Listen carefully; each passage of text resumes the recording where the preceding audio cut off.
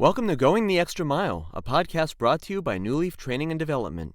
Each edition is sure to lift your spirit and encourage you in today's working world. Enjoy!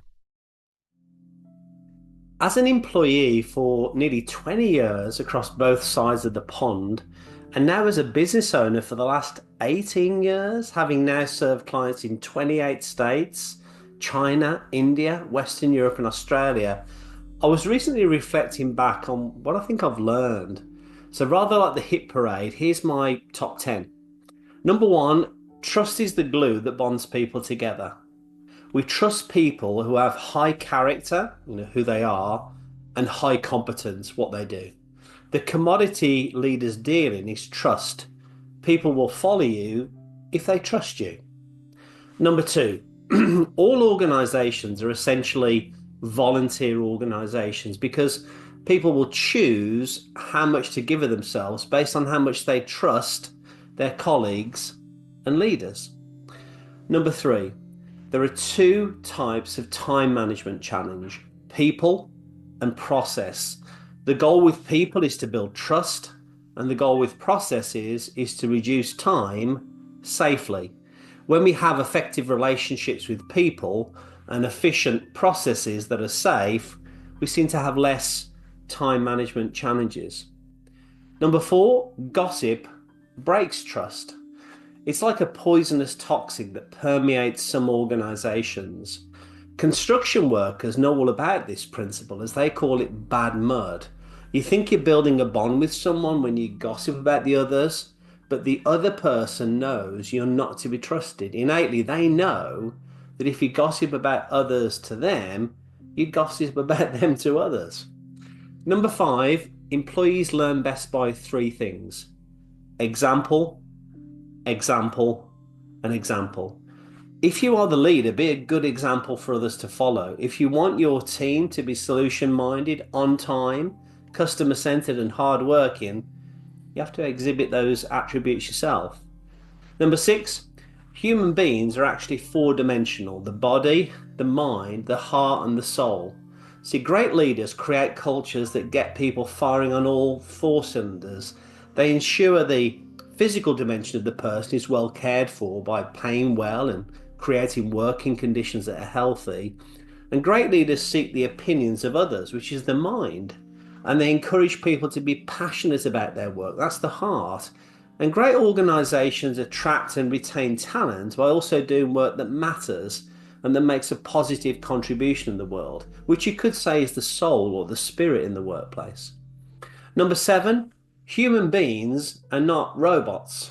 We weren't designed to work 24/7, 365. If we try and be superhuman, something will break. For people to be effective during the working week, they also need to rest, refresh, and replenish. There is something to be said about the principle of the Sabbath. It seems that we were designed to work some, rest some, and play some. Number eight, diversity and inclusion policies can actually cause more division and more exclusion if they're not managed well. The trumpet of diversity can sound very off-key if someone deep down believes the primary reason they actually got the job was because they helped fill some kind of quota based on their race or age or gender or sexual orientation. The thrust of inclusivity can actually be an oxymoron if we exclude the views of people who disagree with an agenda to push life choices not everyone agrees with or morally believes they can be applauded.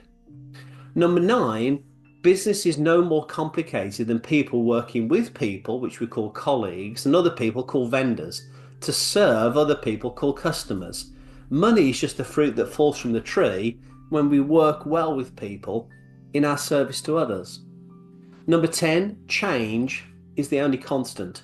Technology is the primary driver that dictates that the way we did it yesterday is not necessarily the best way to do it today, and all bets may be off tomorrow.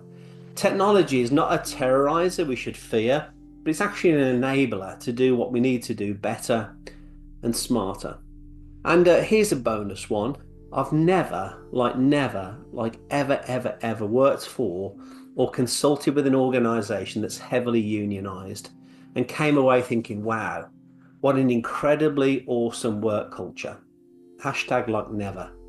My observation has been that unions had their place primarily back in the day when we needed to put safety harnesses on capitalists who had little care for the lives of human beings at work. Nowadays, my observation has been that unions do little more than actually cause more division and suspicion. So there you have it, 11 things actually that I've learned over all these years of working in this sometimes wacky and sometimes wonderful world of commerce. I hope that's kind of common sense organized, but I've just found that common sense is just not that commonly practiced, sadly. I hope you found that short story useful, and if you did, feel free to rate, review, and share this podcast. We'll be back next week with another episode, and we also invite you to check out our other weekly podcast, Take 5, an inspiring interview with a leader worth listening to.